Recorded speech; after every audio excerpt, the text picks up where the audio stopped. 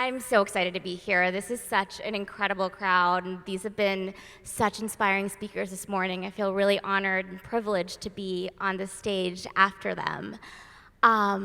It's funny, when Donna and I spoke about what this conversation would be, it's about transforming my voice.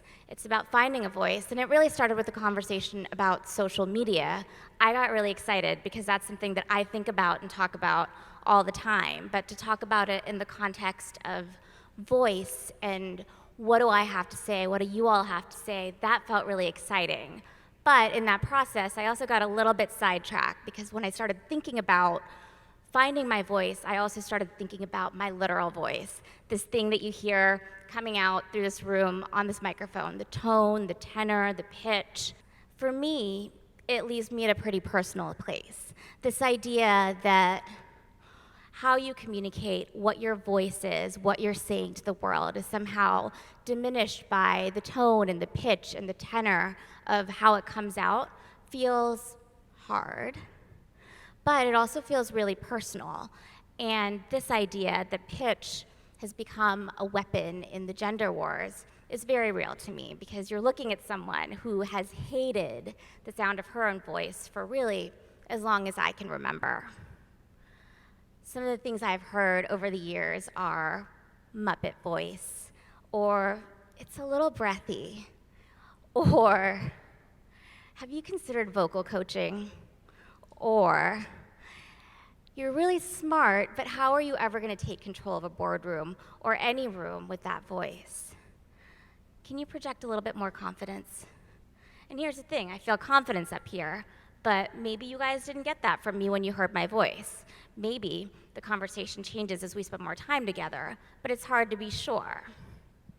And for me, for a long time, for the first probably decade of my career, I assumed that that feedback was something that was going to define who I was. It was going to mean that I was going to be a little bit of a shrinking violet, that I was going to put my head down, that I was going to work really hard, but I was going to sort of continue this journey of being the shy kid, being the kid who got great grades, had immigrant parents who were a little bit suspicious of the noisy, boisterous activities of all the neighbor kids, and instead asked me to play at home alone. And that sort of formed my experience with my peers, it formed the friendships that I made, and it probably formed the way I considered confidence and the way I considered leadership. So, maybe it's not actually about our voices. Maybe it's not actually about my voice. Maybe it's more about representation. And for me, learning that and really understanding what that meant, this idea that maybe I didn't have to speak a certain way, and maybe I didn't have to change my voice or change who I was or how I thought about myself or how I led in order to find my voice and in order to share what I had to say. That really happened on social media. Social media became a place where I could share my voice sort of with training wheels on, because nobody was listening with their ears, they were listening with their eyes for the most part. And I did that through brands to start. I worked as an editor and as a writer for years, and I got to shape voices of different brands, and that allowed me to figure out, okay, here are the things that I want to say. Here are the things that I believe are important. Here are my values and how I want to put them out in the world. And then I got to do it for myself. I got to do it on television. I got to do it on stages like this. And now I actually do it on a podcast, which for someone like me is the ultimate death trap. So I left Refinery after 6 years, and I went to Girlboss, which is where I am today. I'm the chief operating officer and the editor-in-chief there, and that has been so much fun because I've gotten to take everything that I learned at Refinery and all my magazine jobs and everywhere else and build something new.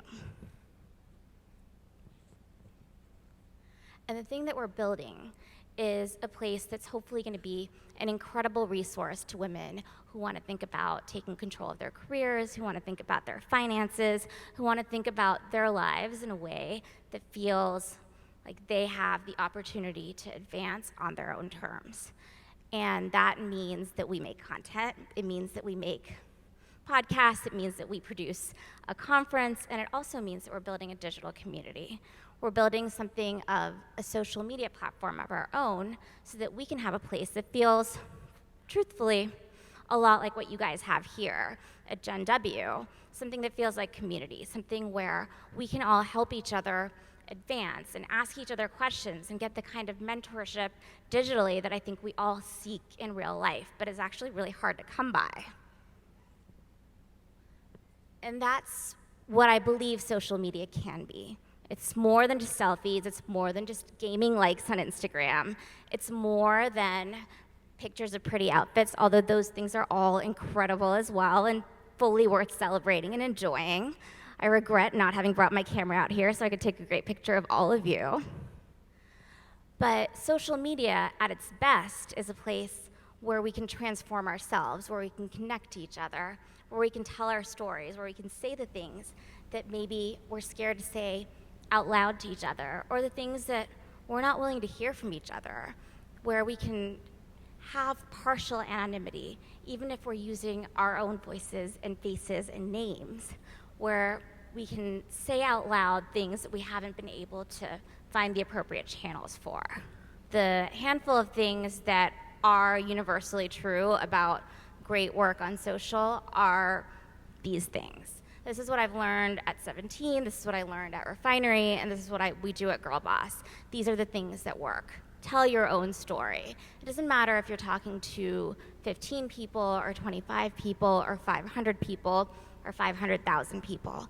Tell a story that is authentically yours, and that's what people want to hear. That's also how you make real change and stand out from the crowd. Be vulnerable.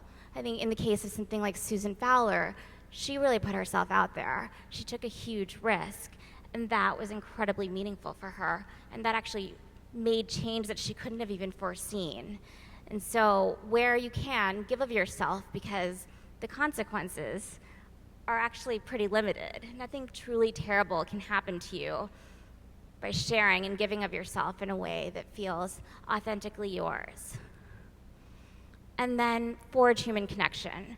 I think it's easy to treat social like a place where you lead with fear, or where you're hiding from trolls, or you're worried about your privacy. And I don't want to minimize or mitigate any of those things, because those are real concerns, and those are real fears that we should all really be concerned and considerate of.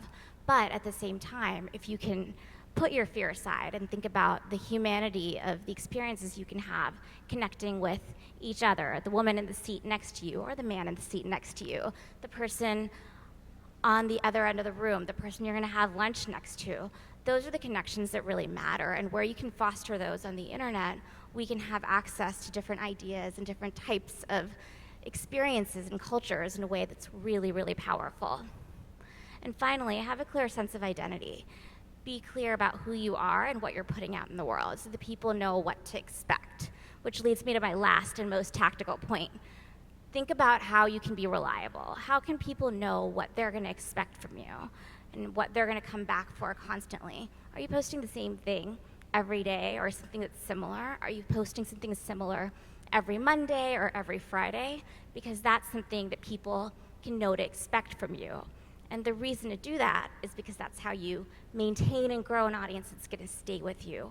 And the reason that's so, so important, and the thing I want to close on, is because if you build an audience that will stay with you, they'll actually be on the journey with you while you find your voice. Because finding your own voice, whether it sounds like this or it sounds like something else altogether, is a lifelong journey. It's something that we're always working on, something we're always evolving against.